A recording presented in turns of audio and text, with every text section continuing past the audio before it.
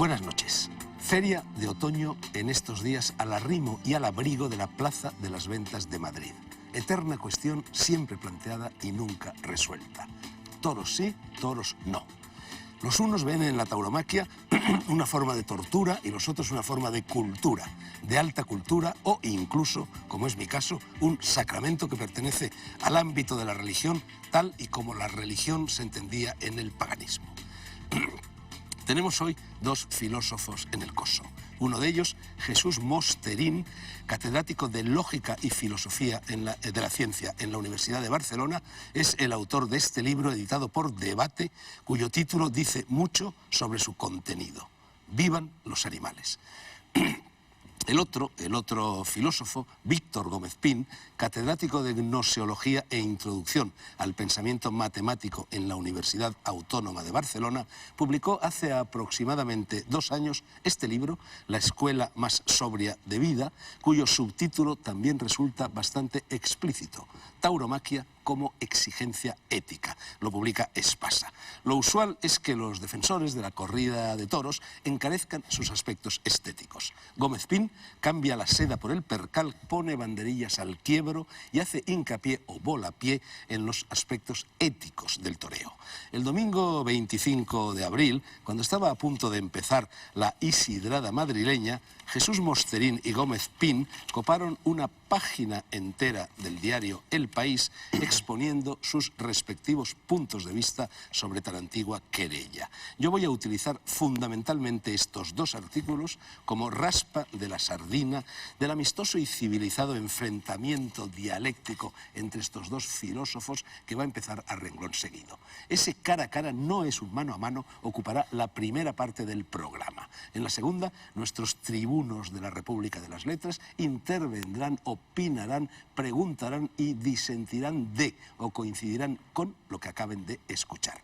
Esos tribunos son la periodista Ruth Toledano, periodista y también poeta, quizás sobre todo, con un par de libros en su haber y colaboradora en este volumen de autor colectivo sobre los derechos de los animales. Lo tienes en el atril. Hasta aquí. Y el novelista David Torres, columnista del Mundo, Ruth Toledano lo es en El País, cuya primera novela nunca publicada, a ver si algún editor se anima, transcurría en el planeta de los toros. La edad de las espadas era y es su título. Está también con nosotros como primus inter pares Tamarón, cuyos antepasados, por cierto, fueron titulares de una solvente ganadería. Paso ya la palabra a Gómez Pin y a Mosterín, que riman en consonante, pero me gustaría aclarar antes de hacerlo que si bien yo soy defensor a ultranza de los animales, ni siquiera mato mosquitos, soy también defensor de la tauromaquia. No voy a explicar aquí las razones de esa aparente contradicción. Están expuestas en alguno de mis libros. Pero sí quiero avisar al respetable, antes de que suene el clarín, de que no me voy a escorar aquí a favor ni en contra de ninguno de los dos contendientes. Seré únicamente árbitro, moderador y espectador de esa contienda. Tendré que contenerme, pero me contendré. Juego limpio, como me lo parece el de los toros, cuando el toro es bravo, el torero diestro y se respetan los cánones. No diré nada más. Jesús Mosterín, resume tu postura si es posible. Bueno, yo, como has dicho, como interesado en la lógica y en la filosofía de la ciencia, a mí me irritan especialmente la defensa de posturas políticas y morales que a todo el mundo parecen indefendibles, salvo a los habitantes de alguna tribu, como las corridas de toros o la caza de zorros en Inglaterra, o como el cortar el clítoris a las mujeres en África, o como en China a que les estrujaban los pies, todo este tipo de cosas que se practican por una sola tribu y el resto de la humanidad ve con repugnancia moral, me parece que este tipo de prácticas pues hay que explicarse de alguna manera por qué perviven en ciertas tribus. Entonces, a veces esto se ha tratado de explicar diciendo que el estrujar los pies tiene algo que ver con el carácter chino o las corridas de toros tiene algo que ver con el carácter ibérico o algo así. Lo primero que hay que saber es que antes de que existiera la televisión, que ustedes ahora están viendo la televisión, antes de que existiera el cine, de que existieran los coches para irse de excursión el fin de semana, la única diversión que tenía el pueblo, el único espectáculo de masas que existía en Europa, era la tortura pública de animales humanos y no humanos. Es decir, que cuando en Inglaterra se cortaba la cabeza en la Torre de Londres, se salía de la torre para que todo el pueblo de Londres y todas las familias pudieran verlo. En España, a los herejes que los quemaba la Inquisición, no los quemaba en un sótano, los quemaba en la Plaza Mayor para que los viese todo el mundo.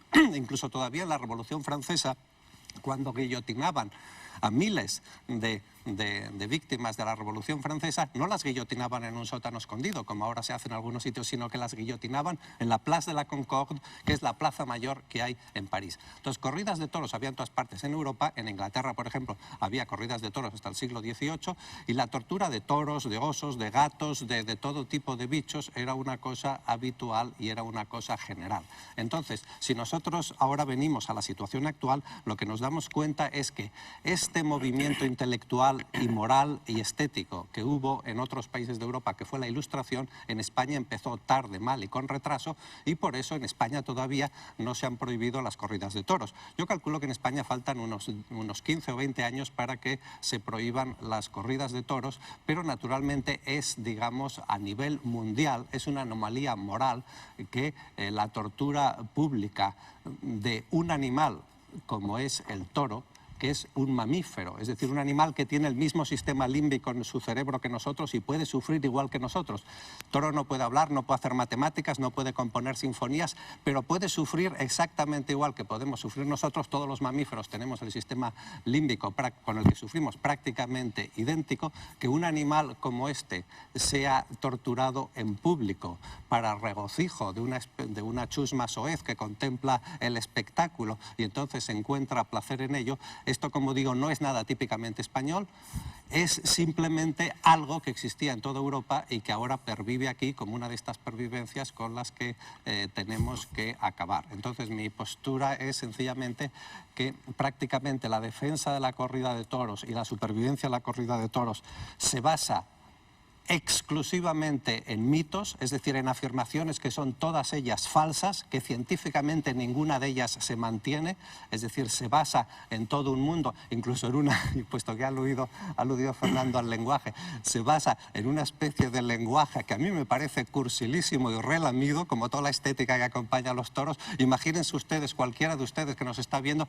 que tuviera que ir a un restaurante, a una reunión con una compañera o compañero que fuera vestido de una manera tan ridícula y tan cursi como van los toreros, que fuera con unas medias de ese sonrosado, que fuera con cristalitos, seguro que les daría tanta vergüenza que no entrarían siquiera con esa persona en el restaurante. O sea que de grandes valores estéticos, nada. Bueno, Jesús, yo no he aludido todavía a la lengua. Eso lo hará seguramente Tamarón en la segunda parte del programa. Víctor Gómez Pin. Víctor, yo he dicho antes que tú cambias los terrenos. En tu libro y llevas el toro a la jurisdicción de quienes sostienen que la tauromaquia es tortura, como por ejemplo Jesús Mosterín, y vienes a decir que el toreo no es estética, es ética, literalmente. Dices que no es ético utilizar la estética de la crueldad. Tu postura. Bueno, vamos a ver, yo voy a dejar este libro de lado porque ya que Mosterín se ha manifestado con tanta radicalidad, cosa que... Te ha llamado Chusma Soez, tu buen amigo cosa que le honra. Yo tengo por Jesús Mosterín, como él sabe, muchísimo respeto y me interesa muchísimo que un filósofo tome partido efectivamente contra la tauromaquia con argumentos conceptuales. Los que toman partido contra la tauromaquia en general suelen usar prejuicios, pero voy a intentar matizar algunas de las cosas que ha dicho. En primer lugar, no conozco absolutamente a ninguna persona que vaya a una corrida de toros a asistir al sufrimiento del animal. No hay una sola persona. Puede haber perversos en esta vida que se comen una ostra para ver cómo sufre, pero vamos, es raro. Es raro que alguien, porque si te comes una ostra viva, puede ser un perverso, pero son muy raros.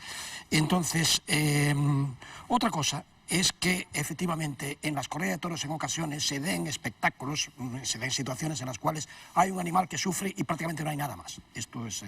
Pero esto es, por así decirlo, la peste interna de la tauromaquia, que yo estoy tan dispuesto a criticar como Jesús Mosterín. Es más, creo que esa peste interna de la tauromaquia es lo que le lleva efectivamente a desaparecer. Y por otra parte, que los toros vayan a desaparecer posiblemente es cierto. Cuidado con que los filósofos, por el hecho de que desaparezcan, los filósofos hemos sido muy a menudo alcahuetes, por no decir palanganeros, de cosas que efectivamente se disfrazan de muchísima, mucho pedigrí ilustrado y que al final pueden constituir auténticos prejuicios. Por ejemplo, Que el animal sufre como nosotros.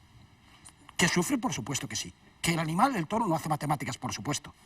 Ni poesía. Ni matemáticas ni poesía. Que un ser que no hace poesía sufra como un ser que es susceptible de simplemente hacer poesía, simplemente un ser lingüístico sufra como los demás seres, me parece que eso no es una... O sea, tú lo que me estás describiendo un fenómeno que efectivamente es indiscutible. Que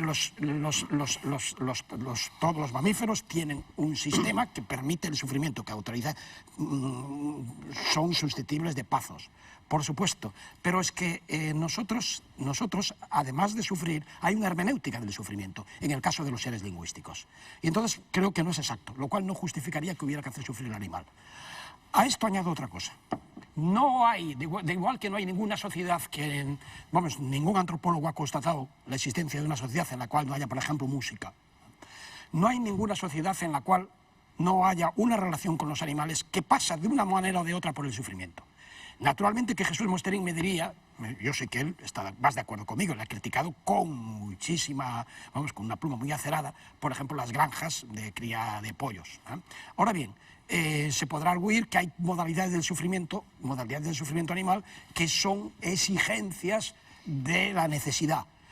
Esa frontera, en el caso de los humanos, es muy elástica.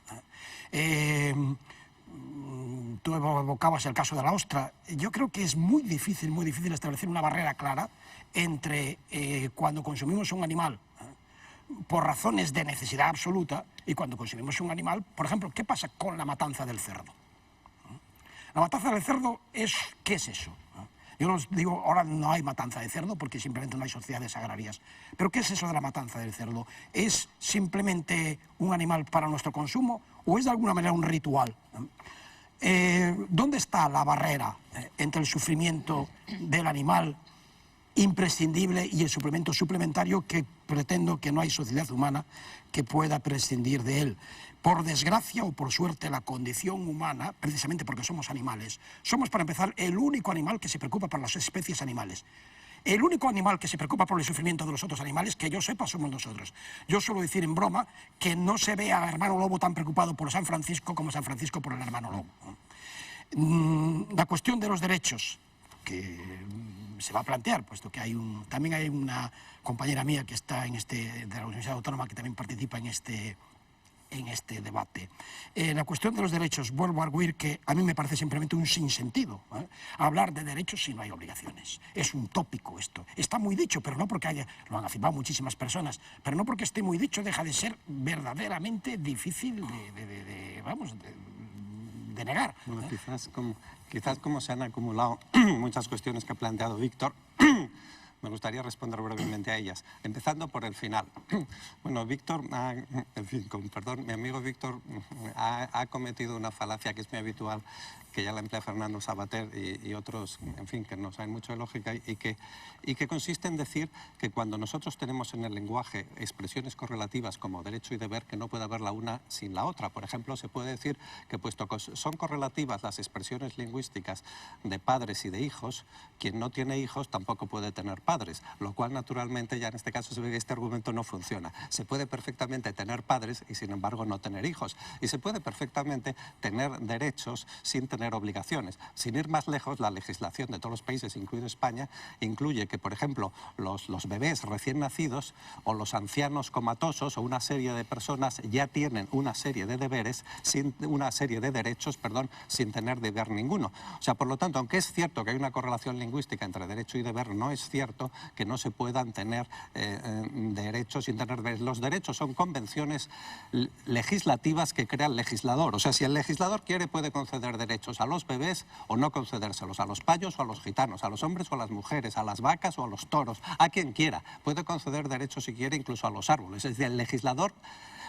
Pero vamos, esto ya nos llevaría muy lejos. Simplemente es una falacia decir que donde no hay obligaciones tampoco puede haber derechos. En segundo lugar, la cuestión que ha planteado Víctor de la ostra. Yo creo que en esto Víctor y yo coincidimos. O sea, Víctor y yo, por lo menos yo, en mi vida he comido una ostra viva, ni pienso comerla, y además me produce ya repugnancia la mera idea de tomar una ostra viva. Y entonces Víctor dice, bueno, hay una cosa muy curiosa, que cuando alguien defiende algo que parece indefendible, por ejemplo, un criminal delante de un tribunal, si le acusan de un crimen, él se defiende diciendo que bueno, que quizá él ha cometido ese crimen, pero que también hay otros criminales, e incluso criminales mayores, y que Hitler era mucho peor. Y entonces dice, bueno, esto de los toros sí es una salvajada, pero no es la única salvajada, porque también con las ostras o con las gallinas se hacen salvajadas, ¿de acuerdo? Con las ostras y con las gallinas se hacen salvajadas tan grandes o peores que las que se hagan con los toros. Pero es que yo estoy a favor de acabar con todas las salvajadas, no solo con la salvajada de los toros. Vamos a ver, antes de la publicidad, la intervención de Víctor, yo querría únicamente recordarte, Jesús, que la primera persona seguramente que habló en el mundo de lo que se llama ecología profunda fue Hitler y el Tercer Reich, de los derechos inmanentes de los animales. Curiosamente ahora recoge el progresismo esa idea, pero en fin, Víctor. Bien, para empezar, yo sí como ostras. ¿Y tú? ¿Tú sí comes ostras? Yo sí como ostras. Bueno, pero tú, por ejemplo, yo sé que... eres consistente, ostras, toros, o sea, te apuntas a todos los sadismos y las perversiones. Jesús, vamos a ver, yo simplemente pretendo, con toda amabilidad, pretendo que es imposible ser consecuente con las posiciones animalistas radicales. Es simplemente imposible. Acabaría esto poniendo en cuestión a la especie humana como tal. Es decir, para empezar, me ha sorprendido cuando me has dicho tú que tú no matas un mosquito. ¿Cómo te las arreglas para no matar un mosquito? Pues intento expulsar al mosquito de la habitación y si no me voy yo porque soy franciscano y budista. Franciscano, yo no soy franciscano, ni samaritano, ni pongo la otra mejilla. Y si el mosquito me pica, evidentemente le contesto. Pero es que hay otros animalitos. Y los piojos. ¿Y los piojos? ¿Y qué pasa con los piojos? Por no decir otros animalitos que también son molestos y que... Bien, yo creo que simplemente es imposible. Es imposible ser consecuente con la actitud animalista radical. Pero añado, creo que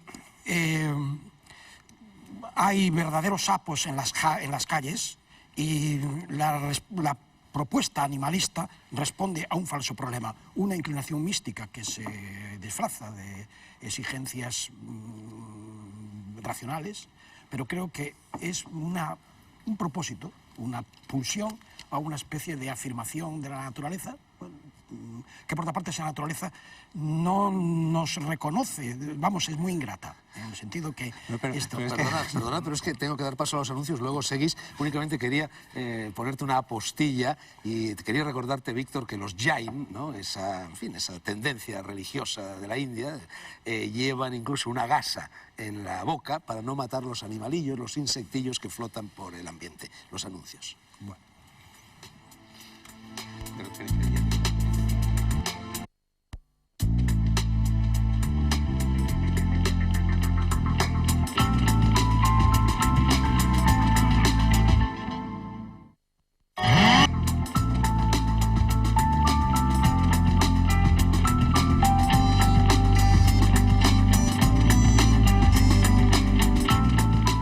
Noches Blancas. Sigue el debate a cuento de la tauromaquia entre los filósofos Jesús Mosterín y Víctor Gómez Pin. Jesús, ¿querías responder a lo que había dicho Víctor antes de los anuncios? Había dicho una serie de afirmaciones y había respondido alguna, pero otras no. La primera afirmación que se había quedado en el tintero es la de que para sentir dolor de una manera que, en fin, que merezca consideración moral, digamos, hace falta de alguna manera hacer poesía o ser capaz de hacer poesía, porque la poesía es lo que hace que el dolor, pues por así decir, se agrave. Esto naturalmente supongo que hay que interpretarlo con granus salis o como una especie de chiste, porque evidentemente la inmensa mayoría de los seres humanos no hacen poesía y entonces sería muy grave pensar que podemos torturar y causar dolor a los seres humanos, excepto a los poetas, que constituirían una minoría privilegiada. Pero incluso si se dice que eventualmente, pues a lo mejor si se ponen a hacerla, la hacen, y hasta ahora no la han hecho, pues desde luego hay muchos seres humanos, incluidos por ejemplo los bebés recién nacidos, etcétera, que evidentemente en ningún caso se van a ser capaces de hacer poesía, y parece que no por eso no es una razón para clavar banderillas a los bebés, ni para darles patadas, ni para pincharles en la espalda con una lanza, ni cosas por el estilo. Es decir, que el hecho de no hacer poesía, a mí me parece, como a Víctor quizás, no lo sé, pero a mí me parece parece un poco lamentable. A mí me gusta mucho la poesía y me gusta que las personas pues hagan poesía. Me parece que es una fuente de placer muy importante en esta vida, de placer sí, verdaderamente estético, de placer intelectual, de placer sano, no el placer malsano y sádico de las corridas de toros y cosas por el estilo, sino el placer del arte, el placer de la música de Mozart, el placer de la poesía. De todos modos, mi pasión por la poesía no llega tanto como para pensar que los poetas son unas criaturas privilegiadas desde un punto de vista moral. Yo creo que desde un punto de vista moral los poetas son como los demás y el dolor de un poeta es igual que respetable que el dolor de cualquier otro ser humano y que el dolor de cualquier mamífero que puede sufrir.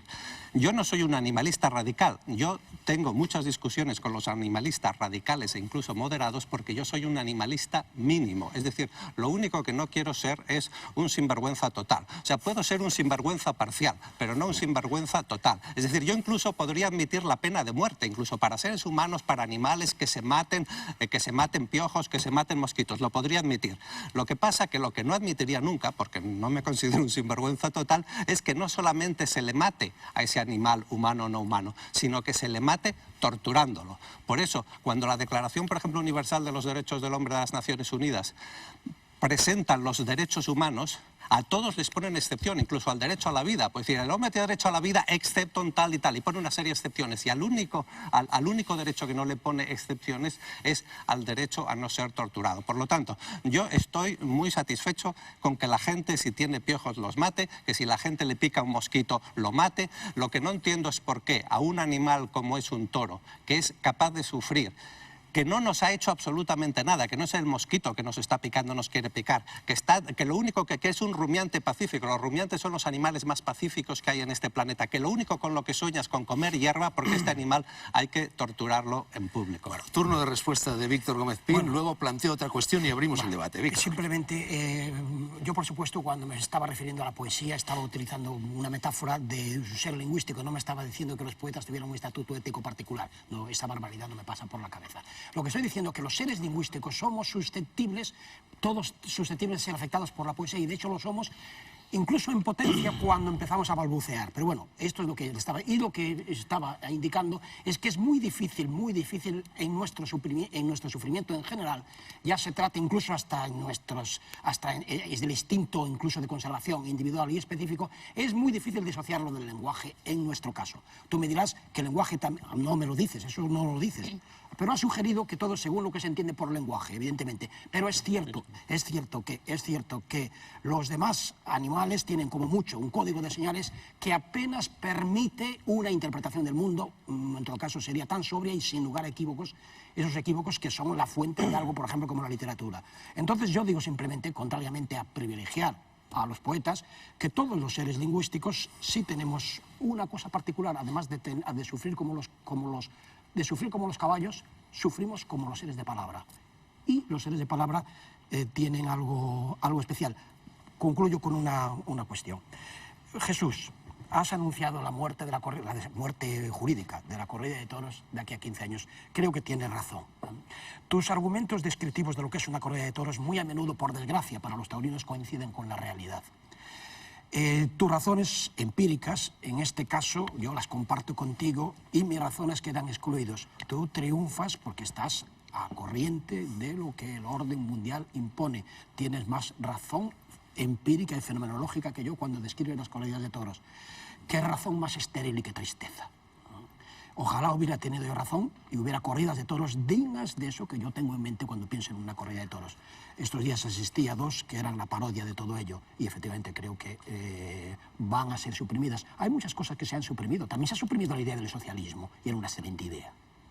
Bueno, una última cuestión. El martes 6 de abril último, el Ayuntamiento de Barcelona, en votación secreta, aprobó una norma declarando Barcelona ciudad antitaurina. Lo que yo os pregunto al respecto, y los dos artículos publicados en El País a los que me referí en las palabras de presentación del programa, precisamente respondían a esta decisión del Ayuntamiento de Barcelona. La pregunta es, ¿tienen derecho los gobernantes a tomar decisiones como la mencionada o es un acto de despotismo que invade el ámbito decisorio de los ciudadanos. Y me gustaría añadir una pequeña cosita. Hay dos modelos de democracia. Uno, el de la Revolución Americana, que es anterior a la francesa y que es, por así decir, un modelo libertario en el que se defiende el individuo frente al Estado, y otro, el de la Revolución Francesa, que es una revolución menos libertaria, más socializante, por así decir, en el cual se defiende lo público frente a lo privado, y de ahí se derivarían los totalitarismos marxistas y fascistas. Jesús, Víctor, la decisión de Barcelona. ¿Despotismo o democracia? ¿Quién empieza? Tú. Bueno, la abolición de las corridas de toros en España lógicamente va a ser un proceso gradual. Es decir, tiene que empezar por las partes de España que están más, en cierto modo, más europeizadas y más avanzadas. Entonces, en Barcelona, el Ayuntamiento de Barcelona aprobó la declaración de Barcelona como ciudad antitaurina, en el sentido de contraria a las corridas de toros. Lo cual a veces se ha dicho, empleando un símil taurino, que es un brindis al sol, en el sentido de que inmediatamente, como el Ayuntamiento de Barcelona no tiene potestad legislativa, no puede prohibir las corridas de toros. Pero sin embargo, quien sí puede prohibir las corridas de toros es la Generalitat de Cataluña, que es el gobierno autonómico de Cataluña, y ya, ya se ha puesto en marcha una comisión de estudios para esto. Hasta ahora la única comunidad autónoma de España que ha prohibido las corridas de toros es la Comunidad Canaria. Es previsible que la próxima sea la Comunidad Catalana, pero van a venir todas las demás posteriormente. Entonces, el Ayuntamiento de Barcelona, ¿qué ha pasado? Que sencillamente se ha sometido a votación en el Pleno y la mayoría de los concejales ha votado a favor de declarar a Barcelona ciudad antitaurina. ¿Pero por qué lo han hecho? Lo han hecho, bueno, por un lado, por ciertas razones a las que se ha referido Víctor, con razón de politiqueo interno, pero sobre todo lo ha hecho porque desde hace 15 años todas las encuestas que se hacen en Barcelona dan que más del 80% de los ciudadanos de Barcelona son partidarios de que se prohíban las corridas de toros. Y a partir de esta declaración ha habido en Barcelona, por ejemplo, varias polémicas en la prensa y en la televisión. Y en La Vanguardia, por ejemplo, después de publicar toda una serie de artículos, han hecho una encuesta entre los lectores. Y resulta que 4 de cada 5 estaban a favor de prohibir las corridas de toros. Han hecho, en las televisiones públicas y privadas, han hecho lo mismo. Estos programas que la gente llama a veces por teléfono, la mayoría están a favor. Y los de las empresas que hacen profesionalmente encuestas, han hecho varias encuestas y no ha habido una sola encuesta en Barcelona que dé que los partidarios de no prohibir las corridas de toros lleguen ni a un tercio. Es decir, la inmensa mayoría de los barceloneses son partidarios de prohibir las corridas de toros. Y ojo, esto no es un tema que tenga nada que ver con el liberalismo, porque los países liberales son los primeros que han prohibido las corridas de toros, porque es una caricatura del liberalismo decir que el liberalismo consiste en la libertad de torturar al prójimo. El liberalismo consiste en la libertad de que los ciudadanos adultos puedan hacer entre ellos las transacciones que quieran, transacciones voluntarias entre adultos. Bueno, yo he hablado de libertarismo, no liberalismo. Víctor, supongo que la encuesta de Barcelona en Sevilla habría arrojado resultados muy diferentes. Voy por partes. Para empezar, si aceptamos la premisa de que los toros son un espectáculo de tortura, cosa que tú dices, por ejemplo, en la periódico La Vanguardia fuiste tú el que hiciste los artículos, entonces no me extraña que con tu capacidad oratorio y además tus dotes de escritor, pues los lectores de La Vanguardia efectivamente se convencieran de que había que prohibir las corridas de toros. Pero vamos, a lo que voy, si decimos esto, que si planteamos las cosas así, los toros es un espectáculo de tortura, hay que prohibirlo, pues ¿quién va a decir que no? Te voy a decir otra cosa. En la ciudad de Marsella han hecho una encuesta sobre si había que limitar los derechos de los inmigrantes y te aseguro que es pasmosa. En la ciudad de Marsella, no digo cifras porque no las sé, pero vamos, es absolutamente pasmosa. O sea, cuidadito con ese asunto. Que los toros son una minoría en Cataluña hoy es indiscutible que es un espectáculo minoritario. Es sobre todo minoritario porque efectivamente la juventud, como en toda Europa y como efectivamente en nombre de Europa, es muy probable que la fiesta de los toros acabe efectivamente por desaparecer. Eso no excluye que las minorías también tienen derecho a que se les reconozca en sus, claro, tú dirías, aspectos, costumbres, sus tradiciones. Si tú añades la palabra tortura, entonces evidentemente no se les puede tolerar esto. Los malos tratos a las mujeres son tradicionales en Perdona un España. momento, yo, me reivindico de una tradición humanista, racionalista y de izquierdas, en los cuales los malos tratos a las mujeres se castigan con la cárcel, bien castigada. No me parece que sea homologable, como tú has escrito en alguno de tus escritos, en este libro, has llegado a escribir que cortarle la lengua, o sea, que tú y te entiendes con tu perro, dice el 9.